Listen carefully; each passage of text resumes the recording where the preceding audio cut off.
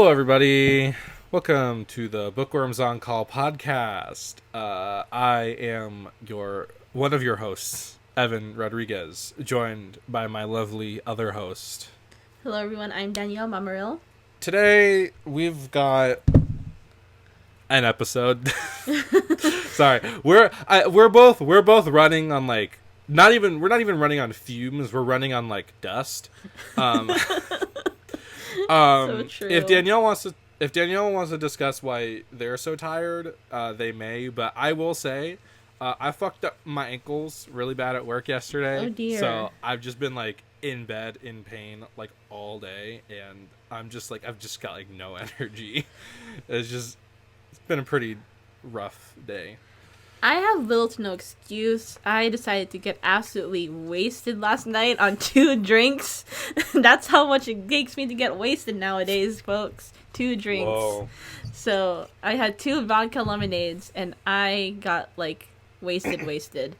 And I just spent the whole day recovering and drinking water and trying to get over this hangover that I have. You heard it here, folks. Danielle is a party animal. But I'm sure it'll come as a surprise to all of you. But between the two of us, Danielle is the cool one. No, I went out to no, whatever. It's a long story. We went out to a bar. We couldn't go in because one of my two out of 3 of us were under 21. They were just about to turn 21, in a month or so. They're 20, so that's stupid as hell. Then why bother going? I didn't know. Oh. I didn't know bars were 21 and up only. We ended up bar hopping into Santa Monica, to Hollywood, to all around LA. I don't know how much distance that is, but I hope you had fun. It was a long distance. We traveled Jesus. We traveled an hour between bars. It was ridiculous. I feel like that's not bar hopping at that point. That's bar leaping. Bar hopping is going a block away to another bar. We did that too. You were going to different cities, bro. But we were going to different cities. We were going to different counties. Like I said, Danielle is a party animal. Specifically, Danielle is a migratory bird. In other news, I have great news for the podcast from a technical standpoint. I have a hard drive now. Yippee! So now I'm less worried about my recording abruptly stopping because it's all getting saved to the hard drive, which is a terabyte, and I can save all of our footage to that and edit it from there. I don't have to put it on my computer. It's great. We're having a great time. I'm very happy about it. So, good things and bad things. Speaking of good things and bad things, on today's episode, we have what I think is going to be a fun topic. I'm kind of excited to talk about this, but I want to kind of preface it by saying, despite the conceit of our podcast, I've kind of noticed a bit of an issue, which is for all of we have talked about writing and books, but I feel like we haven't really talked about the process or the specifics of how we as creatives go about creating stories. So I figured today we would delve into that a little bit. I don't know if Danielle recalls me telling her Yes. what I was going to do for today's episode. I was But figured, a little drunk when he texted me that at 1 a.m. Yeah, I meant to text you a while ago about it, but I've been really busy this week. So I just kept forgetting because my brain can't multitask. But anyways, listeners, today we're having a fun one because today we're going to talk about the beginnings of story crafting. We're going to talk about brainstorming, where we get our ideas, how we expand upon our ideas, and maybe if we're comfortable, giving some of our own examples of how our stories have evolved from just a blip in our brain to an actual written work, finished or not. And I'm very excited about it because I love talking about the process and I love thinking about the process. And this was partially inspired by last week's episode where we interviewed Sophia, because I loved talking about the process of her writing her book with her. And I was like, we got to talk about this with our stuff. So here we are. We're going to talk about it. All right. So I just got some bullet points, but they're very open-ended, so like they should warrant some good amounts of discussion. First, we should just start simple. How do we come up with ideas for stories? And this for me, I feel like is not as straightforward as some people might think, because there are several ways you can approach story, like coming up with ideas, and sometimes you don't approach it at all, because what I'm getting at is, are we more like active, like are we like, do we like sit and go, I need to come up with an idea, no. let's come up with an idea, or are we those people who we're just like grocery shopping and we're like, I have an idea for an entire story, I need to write this down right now before I forget? I come up with my ideas by consuming other media more than half the time. I am of the opinion that inspiration begets inspiration, and I think it's a good thing that we get inspiration for other pieces. I know other people are like, oh my god, you're copying them. And I'm like, okay, with peace and love, shut the fuck up. Yeah. Yeah, that kind of it kind of works for me like that sometimes as well. It depends on the idea. A lot of the times, at least for like the majority of like the stuff I have in my big document of story ideas, it's like just something that like came to me while I was doing nothing. But in regards to that, I do also do that. And to me, it's less like copying and more like how in like illustrative art, where like you will like look at reference images when you're drawing. To me, that's kind of what it's like. It's like you're looking at another piece of media as like reference for like a concept, and then you yourself are putting your own ideas into the concept to expand it into something that's idiosyncratic to yourself.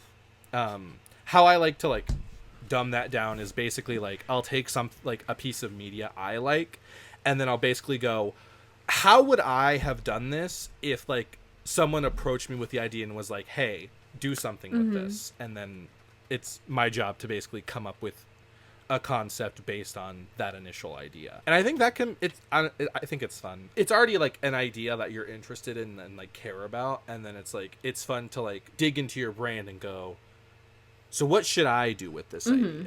How can I make this something, unique to myself? The process of coming up with ideas, I feel like is more fun when you have like that benchmark, because it's like, then you can like insert, like you can be like, well, they do this thing, so I'm gonna do something completely different, and then you can like look at how that like completely changes the concept, and then it's something brand new. I don't think I've personally ever like actively tried to come up with an idea for a story. I have before. I think some people do. I have like set up like time to like brainstorm ideas, and I have come up with a few, but more often than not that comes up with me like looking up at more often than not that comes up to me looking up like dialogue prompts or like writing prompts online and trying to write that into trying to fit that into my own storytelling. That's interesting. I don't think I've ever tried that. Yeah, I mean, I've never really been an active like idea maker anyway. At least in the sense of coming up with an idea. Obviously, throughout the writing process, you have to actively think about ideas to insert into the story. But I just mean from like creating the initial idea. I think I've mostly only heard of like professional writers having to do that, because it's like, it's their job. They kind of have to come up with ideas like regularly. So who knows? Maybe one day we will have to do that. Yeah, maybe one day I will have to do that. But for now, I'm comfortable with how I do it right now, because I like the spontaneity of it. I like the light bulb moment, basically, of like, aha, this is brilliant. I need to write this down. I also think it's worth to mention that when I do come up with ideas, more often than not, it sprouts differently in different ways. Like, for one horror short story, I came up with the villain or the monster first before the world building or the character building. In another story, I came up with the world first in my novel, before anything else, before the characters, before the plot, before anything. So I come up with one thing, and then I start to expand on that topic. That's actually a great lead into my next bullet point, which is, during that brainstorming process, how do we like to prioritize like story, characters, and world building? And like, what kinds of characters and stories and worlds do we prefer to write? Like you said, it like sometimes it comes to you in different order. I know for me, usually, A lot of the times I get a character first, and then like just thinking about that character, their world kind of sprouts up around them. But definitely I have had times, specifically with like my Holland Beasts project, that has been a thing where it's like I've come up with the world first, and then I'm like, okay, how, like, whose story in this world am I gonna tell? For me, I definitely prioritize like the story structure kind of last.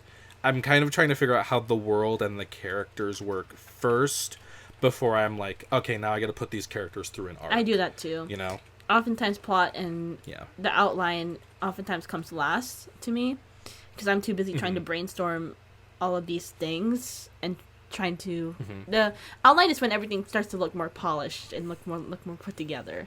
But up until that point, it's very like a mishmash of random ideas and random Google Docs that I just need to smash together and hope that it works at one point. Oh yeah, especially, at least for me, how I like to think about like doing characters before story is like I like to think about what the characters like lives, like everyday lives would be before the story even begins, so that I get a better idea of like who these people are before I like send them out on their little adventures and stuff. Again, back to the Holland Beasts project, I like to do the world building in my like notes and head first, so that it's more interesting to like write the story around the rules of that world to like kind of create like more clever plot points. Like specifically in the Holland Beast project, there's like a certain scenario that like a character gets stuck in that they can only resolve the issue by basically exploiting the rules of the world, you know? Like stuff like that. It's like, it's not just like, oh, they get out of the situation just by doing something. It's like they have to like the scenarios like are built around like the rules of the world, you know. I don't know if I'm explaining that well. Okay, I know some people in the audience might understand this, but basically what I'm trying to say is I'm trying to avoid like an issue that the series Yu-Gi-Oh has, where basically it's a show about people playing card games to save the world or whatever. But a notorious issue that series has is that the writers will kind of just make up rules for the game in order to get characters out of situations. And I don't like that. So basically I had to like, because Holland Beast is like in the same genre as something like Yu-Gi-Oh, I was like, I need to come up with the rules of the game before I even start writing the story, or else I'm gonna run into that problem of like, I'm just making shit up to get characters out of situations, instead of rather using the rules of the game to get characters out of those situations. Like having characters actually be clever and like smart and knowledgeable and using those rules to get out of like a situation, rather than just being like, oh, well, they can just do this shit now.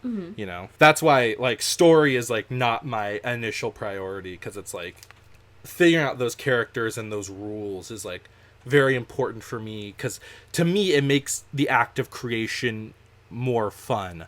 And I know there's like a phrase for it. Basically, like limitation can like ultimately help you be more creative. I think that's Brandon Sanderson thing. Yeah? Oh, that might be. I don't know. I think. Don't quote me. I just heard I haven't read a book from him. I just heard that a lot. That like if you like impose limits on yourself, it will make you more creative. And I totally agree. I think like giving yourself rules can like make you have like better ideas. And even it doesn't even have to be like from like a world building standpoint. Like you can even like impose rules on like the formatting of the story. Like you want to go for a certain vibe, or like write from a POV, but like it's like limited to a specific kind of thing, where it's like, I don't know, like you have like you're writing a story, but it's from the POV of a cat or something, you know? Oh my god, there's such a good horror book that's written from the POV of a cat, and I want to read it so bad. Oh. Yeah, it's supposed to like reveal like the family secrets and stuff. Oh, I feel like I've heard you talk about that before. I doubt I talked to you about this book before. But honestly, my example of story from the perspective of a cat was taken from when we went to Seattle one time. You weren't there. We went to like a Japanese bookshop and they had a book called I Am a Cat. And it's basically just like, I don't know if it's like serialized or something, but it's like a collection of volumes about like a cat. And it's like about philosophy or something. And I thought that was really interesting. That's so fun. Yeah. I like took a picture so I can like look it up again. Cause I kind of want to read that because it sounds fun. I realize that I have a type when it comes to my characters. Yeah. And that is smart ass characters. Like characters that are snarky, characters that are knowledgeable about the world that they're in. Yeah, I just prefer those types of characters. I think they're so fun to write. I know I definitely tend towards like the stoic badass character who like finds a family kind of archetype. Cause like I don't. I don't know. I think it's cute. I think it's fun. I know, like, but I understand why people like it. But I'm saying that that's not my thing. No, that's totally fair. Like for me, it's just part of the found family trope. I like seeing like people come together who are like outcast and like banding together to like incite change or to just help each other out, stuff like that. I like underdogs. Those are the kind of characters I like to write. Yeah, I don't usually write like prodigies or like people who like start at the top. And when I do, they're usually villainous. I mean, that's fair. You know what? I actually had a character that you may remember. Her name was Blessica, and I have had people tell me that why does she seem like a prodigy? And I'm like, she's not. She has. Maybe I just need to like rework it a bit, but I find it really interesting that people see her as a prodigy just because she's done all of these things, but she's just like a hard worker. And not that she exists in a meritocracy, but she's very privileged. I do remember that character, and also I don't remember feeling that way. I don't know. It could be. I don't know. I don't want to accuse people who have read your story of internalized misogyny, but it could also just be that. That is also very true. You know, I don't know. I feel like for a lot of people, it's hard. The male character is also kind of in the same boat. Like, not that he's very much like less privileged than her, but he's pretty badass and pretty self-assured and knows what he's doing most of the time. And they don't say that about him, which was interesting. As for like the types of worlds I like to create, I tend to prefer more like rural environments, but like the story expands into like more metropolitan-esque environments. Did I use metropolitan right? Close enough. I understand what you're saying. Yeah, well, into more big city environments. I don't mean that literally. I just mean they usually start from like a grounded, like close-knit community, and then as their story progresses, I tend to like push them into like big sprawling, like there's like, I feel like what I'm describing sounds like that's how stories work, but what I mean is like I take a character who's like usually in like a more secluded environment and put them in an environment where there's a lot of people and like a lot of things going on, because I feel like to me that's a fun way of like introducing the audience to the world. A lot of writers, and I'll even do this, is they'll just like have a character who like, you know, starts off like knowing everything that they need to know about their world and then just like getting a move on, because I like to put a lot of nonsense bullshit into my stories because I think it's funny. I'll at least throw the audience a bone by having at least one of the main characters like be from the middle of nowhere, so like as they're going into like these bigger expanses, it's like at least they have somebody to like basically learn these things with them. I don't always do it though, because sometimes I think it's even funnier to let the audience be confused and figure it out for themselves. That's very funny in comparison to mine, because I write a lot of characters that live in the city, and I think that just speaks to my own experiences. Like, I've lived in LA half my life. I'm very comfortable here. I find it more interesting when I see a character who lives in the city, because that speaks to also street smarts as well. Being able to be aware of their own surroundings, being able to know like whether they're in a sketchy place and what they need to do in certain situations. I think living in the city kind of speaks to characters' knowledge already. Funny that you would say that, because I was about to say, and I think the reason I like writing characters going from small community to big community is because I've lived in a small town like most of my life, and literally all I've wanted that whole time was to not be in a small town. So I think I've always like gravitated to telling those kinds of stories as like an aspirational thing. and like see like leaving that place as like an adventure. And on top of that, you mentioned street smarts. A character trope I kind of try to do it with Eris in Whispers, is having a street smart character, but they're only street smart in the context of their community that they're used to. That makes a lot more sense. Yeah, so when we take street smart to her community Eris and put her in the grander world, suddenly her street smarts kind of hinder her more than they help her, and I think that's a fun way to generate like conflict in a story. At least like in a small town, I've noticed that like there are street smart people that like if they were in a bigger city, they would be completely out of their depth, and I think that's a fun concept. That it's like, bro, if you were living in like Los Angeles, like you would not have this much confidence. You would not think you were this cool. You would be bottom of the barrel. And I think that's really fun. And I think that's fun to do with characters. It's rough out here, Evan. Mm-hmm. Yeah. Everyone comes out here beat. Yeah, I mean, even here, it's like it's completely different. Street. That's another thing. Every city has their own culture as well. Should we talk about world building? Oh yeah, let's just jump in. Let's dive right into it. I love like taking characters, establishing their culture, like from where they're from, and then basically having them have to explore a different culture. Mostly because other types of people, I was gonna say other types of people fascinate me, and that's really weird wording. I just mean I like to learn about other kinds of people. So I'm like, in this fictional world, like what kinds of people would a character from this fake community I made up engage with people from this other fake community I made up? Actually, I think that's a good lead into my next question, which is, when we are world building and when we are crafting characters and stories, do we prefer to do our research first, or do we like to like brainstorm ideas, and then if we feel the need to find real world inspiration, do we then like do all of our research? Like how do you like to approach like research in terms of writing? I do research during the process, not before, not after. So throughout the process, I'll be like, I wonder if this would work.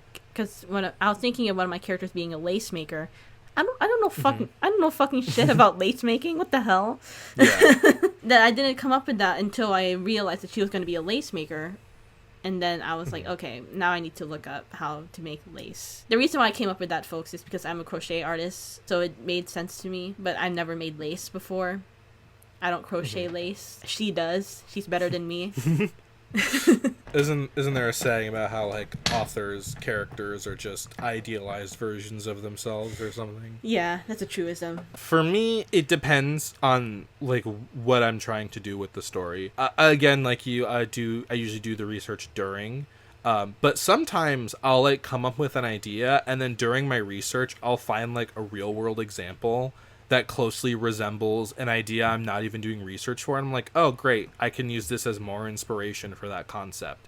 It happened a lot with Whispers, believe it or not. It almost felt like, I don't want to say serendipitous, because serendipitous means like something sad, I think. Felt like fate. Like I came up with the concept, and then I found out that the real world thing I was researching, like somehow correlated back to an unrelated concept I had come up with. And it's like, damn, okay, this works perfectly then. Honestly, I think Holland Beast is a great example, because like the word Holland, which I had thought I had just made up, actually has like a real world meaning that like kind of perfectly tied into the concept of the creatures. I was like, this is great. I'm glad this works out. And I didn't just like make up a word that people are gonna be like, this is dumb. This doesn't relate at all to the real world word. It's like, no, joke's on you. It does. I just didn't mean for it to. So sometimes research can take a nonsense idea and actually give sense to it. But I also think doing research and like learning how like things in the real world work can help you come up with fake shit that doesn't make sense, but still makes sense because you understand how the real world works. Anyway, all that's to say, do your research because it's very helpful. And sometimes you can also just like ignore real world stuff. Yeah, that too. It's your world. Yeah. It's fantasy. Yeah, I mean, depending on what you're writing, obviously. If you're writing like contemporary fiction, but in our case, we are writing usually Evan is taking examples from his sci-fi, and I'm taking examples from my fantasy. Yeah. In like space operas, which is like a genre I really love, a lot of times they will ignore like real science. It's like you can't hear sound in space, you can't have fire in space. But the story would be boring if we stuck to those rules, now wouldn't it? So we don't adhere to that because it's not fun. And we're here to tell fun, engaging stories. Sometimes the best way to do that is to throw the textbook out the window and do some bullshit. Speaking of throwing out the textbook and doing some bullshit to make a story more interesting, how do you like to use like unfamiliar concepts to expand your worlds? Because like some people can like use it to create a sense of amazement, to like pull the audience in. A lot of times it's used in like horror to like invoke like an unsettling effect or like to intimidate an audience.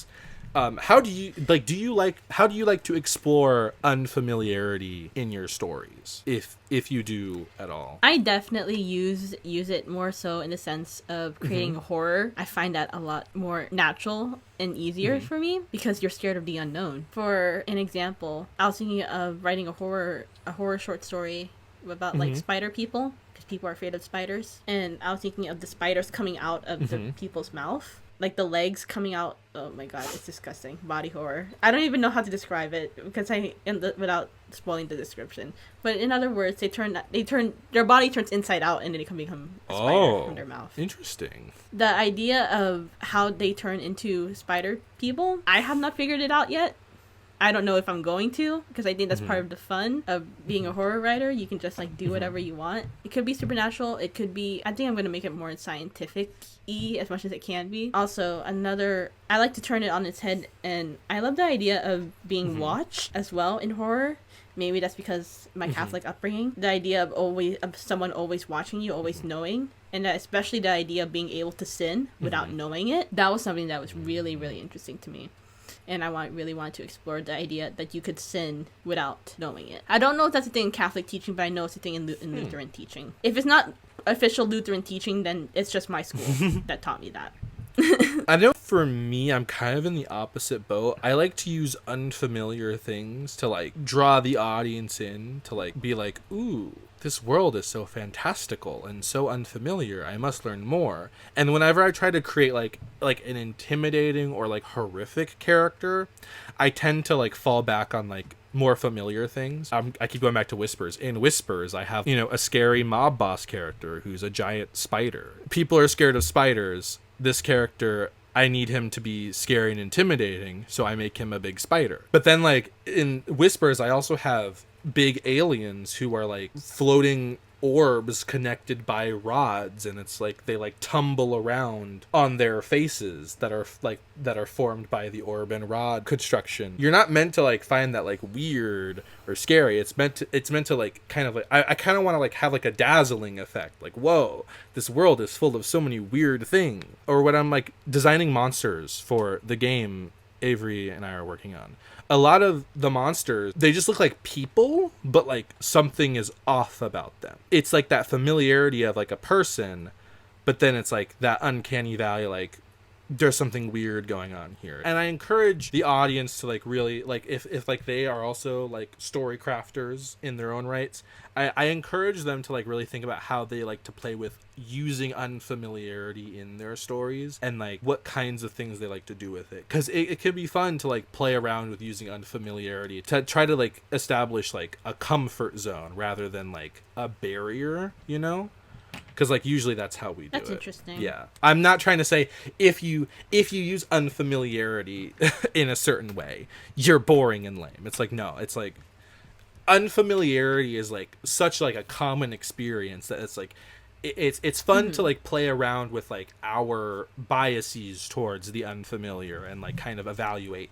how we like approach those things, because ultimately like if you're writing an adventure story, unfamiliarity is like natural to that kind of thing. It's kind of part of the adventure. It's like taking a character, putting them in an unfamiliar environment, or like introducing them to unfamiliar concepts. And then it's like, do those unfamiliar things become like a challenge, or do they like uplift and like help that character? Like, how are we using unfamiliarity, And I think it's I just think it's like fun to think about. Yeah, I've definitely used unfamiliarity as like awe-inspiring in the way that you would say it. Like the way that I can think of very obviously is that in the novel that Blessica is in, there are mermaids there. Whenever people find out there's mermaids, they're like, oh, there's mermaids. They're always excited to see that there's mermaids, especially that there's different types of mermaids. And I think that their first introduction to a mermaid, she's very funny. She's very snarky to Cordero. She pummels him, and their first meeting is very funny. And I think that being able to see that familiarity between their relationship is like coworkers that hate each other. So being able to have that familiarity of being like, ugh, I have to work with this guy. I hate him so fucking much. But the fact that she's a mermaid makes it funny for some reason. Yeah, because like, what's it like working with somebody who's half a fish? Perfectly fine. It's the guy that she has to work with that makes it annoying for her. Because he's on land, he's trying to avoid her more than half the time. Now we're talking about more structural stuff. I love structure. All right, so when we are approaching writing a story, where do we like to begin? Like, we've done our world building, we've done like our brainstorming. How do we like to begin the actual writing process? Do we establish our beginning? Do we figure out like where we want the story to end first? Or do we take like a scene that popped into our head during the brainstorming process and then kind of write around that? Like, how do you like to approach like starting to write a story? My favorite part is outlining, as frustrating as it is.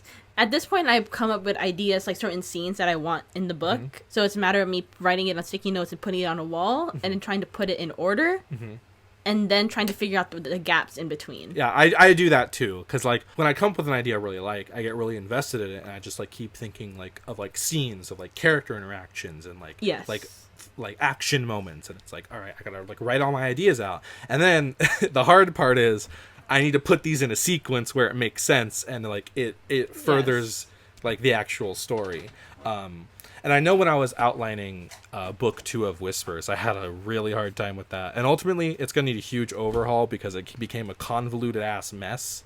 So but yeah, and I'm trying to figure out right now with the first Holland Beasts, because it's like I have like a ton of ideas for like this story, but I don't know what order they come in, because it's like there's like a lot of like characters and like disparate pieces. I know what the end of the story is, I know what the beginning of the story is, and I need to figure out how I can fit all these scenes into the middle to like make it a good cohesive story. And with that being said, my process usually is I'll like come up with a beginning, and then I'll come up with the end, and then I'll take all those like brainstorm scenes and then try to slap them in the middle, if I even can.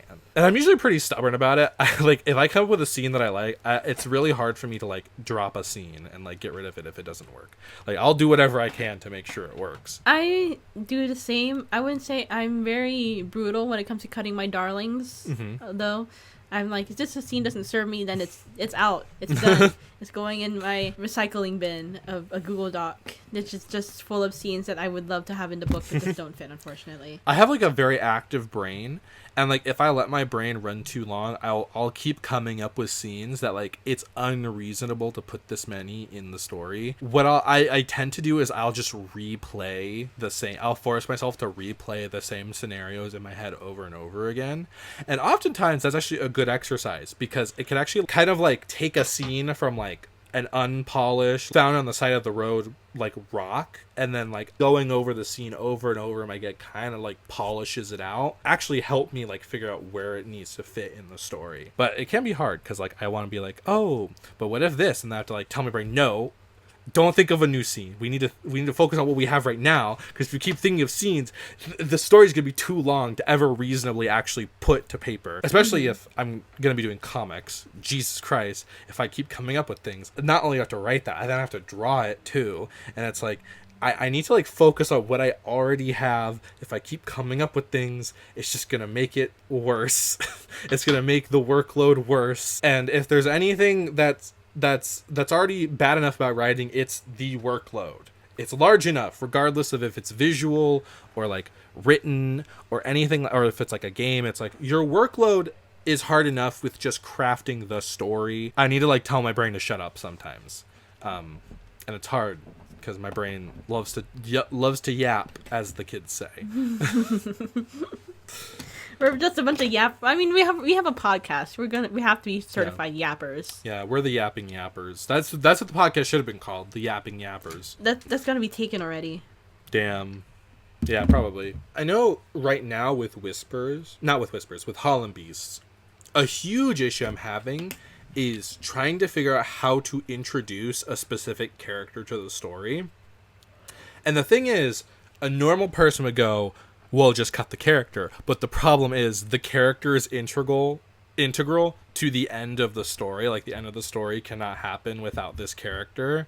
So I need to go over the scenes I already have and like the story I already have, and like I am currently reworking it so that I can fit this character in, or else I would just have to redo the entire story, and I'm too far in to do that now. Writing, in my opinion, is about perseverance. Like I said earlier, about like establishing rules of the world to create clever solutions in the story. Sometimes you gotta use your brain and use your wit to like work things that you don't think are gonna work into the story, because that could create a more interesting story if you do it right. Some people don't do it right. A lot of people will talk about how like sometimes stories like will feel like multiple stories like that don't connect being slapped together. But if you can figure it out, it can create something really cohesive and really nice. And that's where I'm at right now. I'm trying to figure out how to make it cohesive. And it's annoying, but it's fun, because that's part of writing. It is annoying, but it is fun once you get into it. You have to be the right type of person to find it fun. Yeah. Yeah. And we just happen to be the right type of people that find it fun. Yep, because we hate ourselves. Okay, well, I shouldn't speak for Danielle, but I hate myself, so I go through with it. My last bullet point, and we don't have to do this if we don't want to. I have some examples I can give. But basically, let's share some examples of how our ideas have evolved throughout like those first stages of writing, like how we evolve like character concepts and story concepts and world building concepts. How does that evolve throughout our process of writing? And like, do we have like specific examples that we can like note of like how our stories have evolved? For me, the story that has evolved the most in my life, it has to be the fantasy that is, I think they call it elemental fantasy. Is that the right term for it? Sure, let's call it that. Yes, so elemental fantasy, it's pretty much what you would think, like Avatar being like, there's the 4 elements, you can bend the 4 elements, you can control the 4 elements, that's elemental fantasy. Avatar's not the first one to do it, by the way.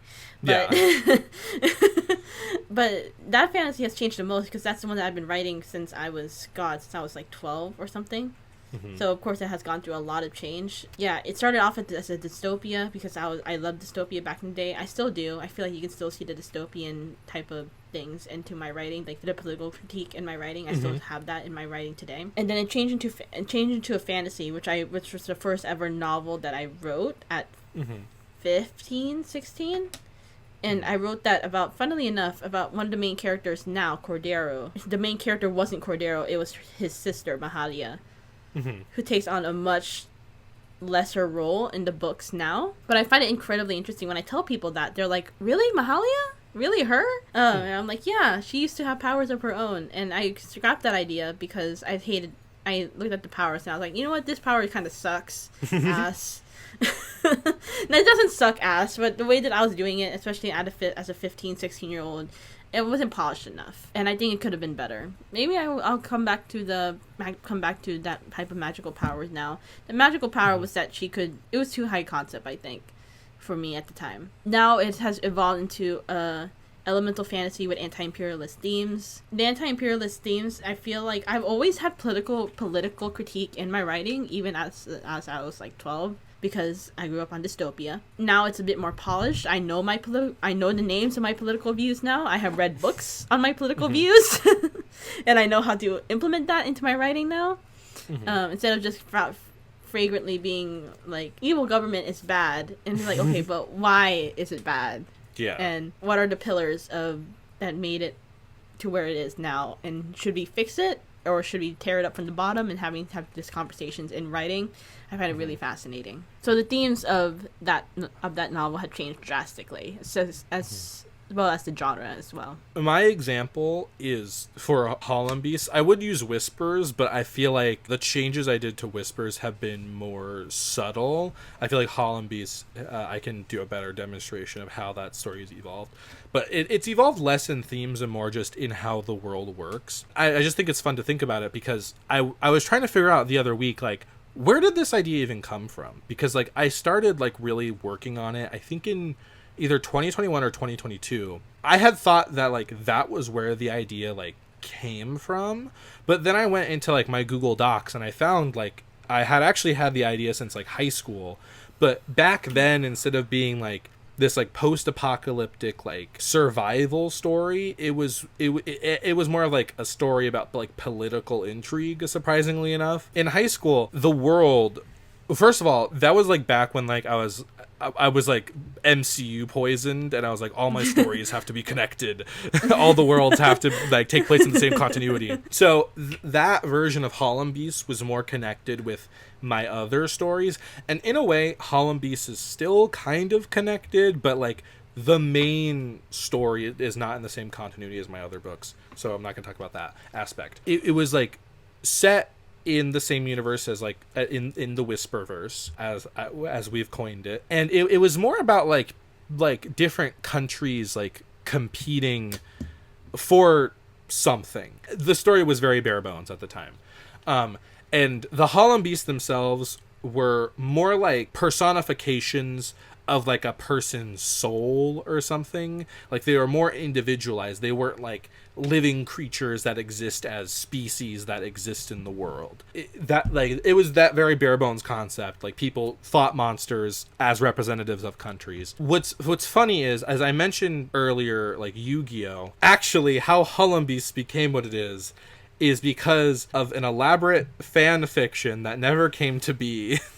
And I know I've said in the past I don't write fan fiction, but I tried to multiple times. Anyway, it was part of an elaborate fan fiction where, like, I wanted a character to play a card game for some kind of MacGuffin to save the world, and I was like, I'll use Holland Beasts.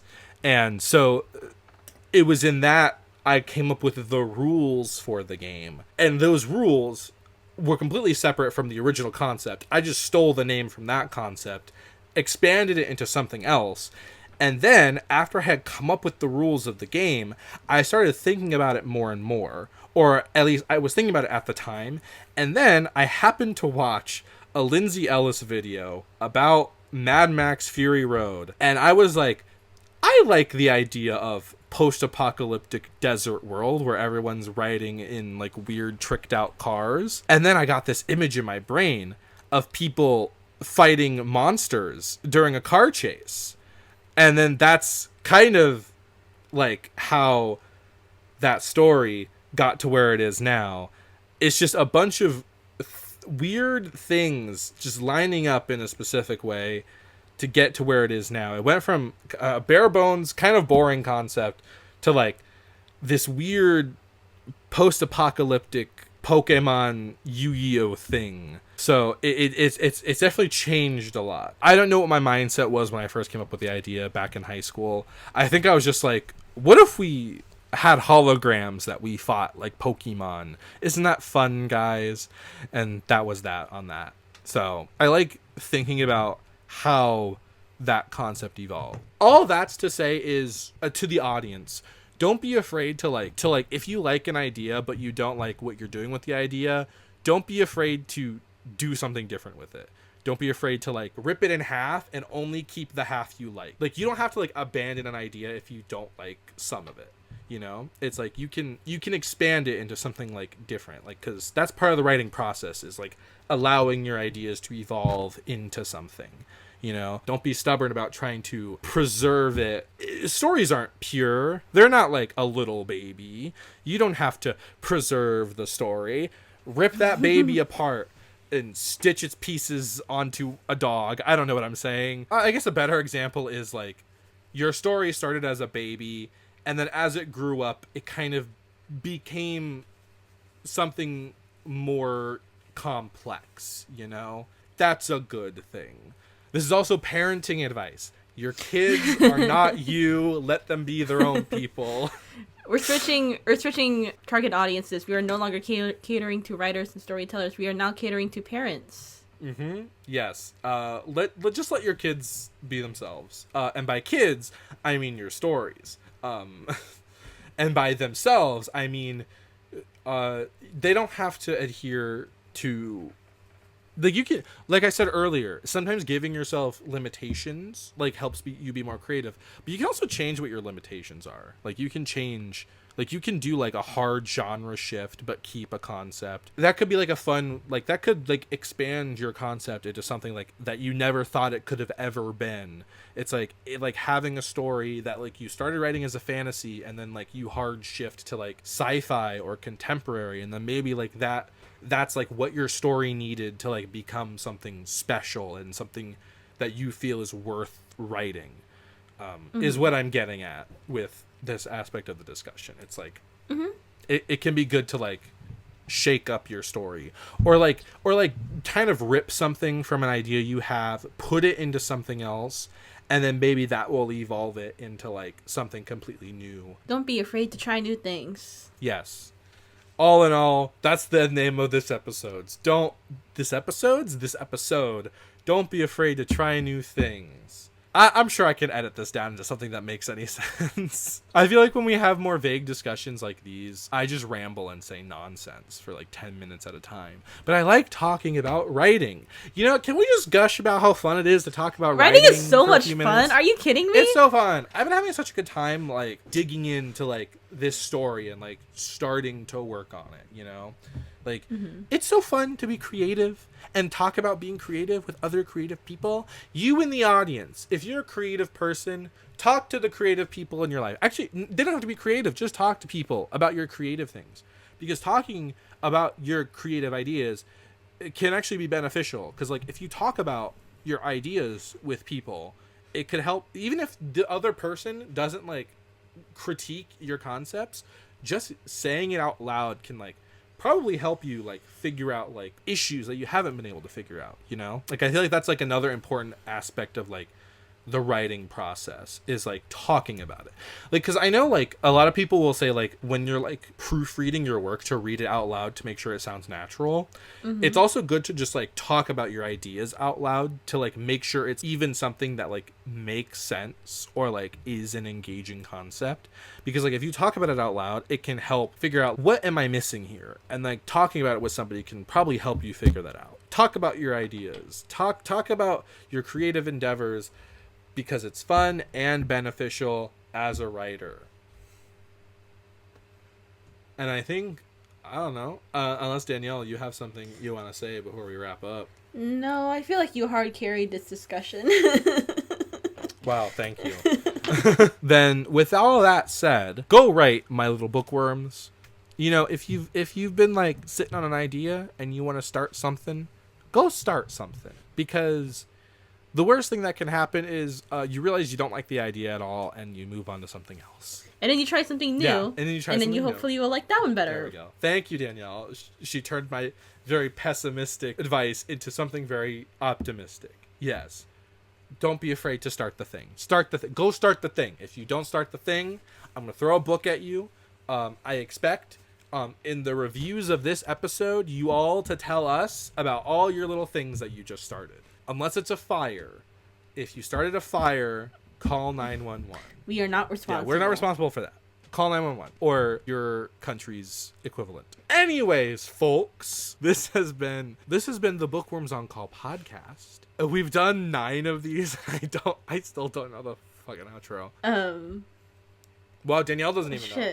Danielle came up with it and she doesn't even know. Oh my goodness. Okay, my little bookworms. Always remember to dig deep and answer the phone the next time we call. Yeah, answer the phone the next time we call, because we will be calling, and we're going to be asking how your draft is going.